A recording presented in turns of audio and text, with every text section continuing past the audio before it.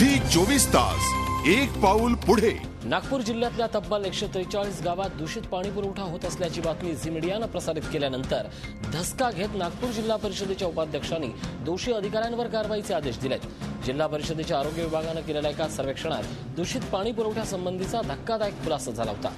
दूषित पाण्याच्या निर्जंतुकीकरणासाठी वापरल्या जाणाऱ्या ब्लिचिंग पावडरमध्ये क्लोरीनचं प्रमाण कमी झाल्यानं किंवा जलवाहिनी फुटल्यानं दूषित पाण्याचा पुरवठा होत असल्याची शक्यता जिल्हा परिषदेच्या अधिकाऱ्यांनी वर्तवली होती। त्यानंतर झी मीडियाची टीम उबाळी गावात गेली असता गावकऱ्यांनी दूषित पाणी येत असल्याच्या बातमीला दुजोरा दिला।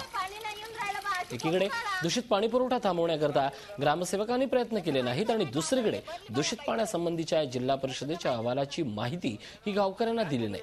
ग्रामसेवकाच्या एकूणच या हलगर्जीपणाची गंभीर दखल घेत जिल्हा परिषदेच्या उपाध्यक्षांनी दोषी कर्मचाऱ्यांवर आता कारवाईचे आदेश दिलेत। अशुद्ध पाणी पुरवठा होतो की नाही होत, परंतु ज्या ठिकाणी आता शुद्ध पाणी पुरवठा नाही त्या ठिकाणी 20% कमी क्लोरीनचं प्रमाण त्या ठिकाणी आढळलं।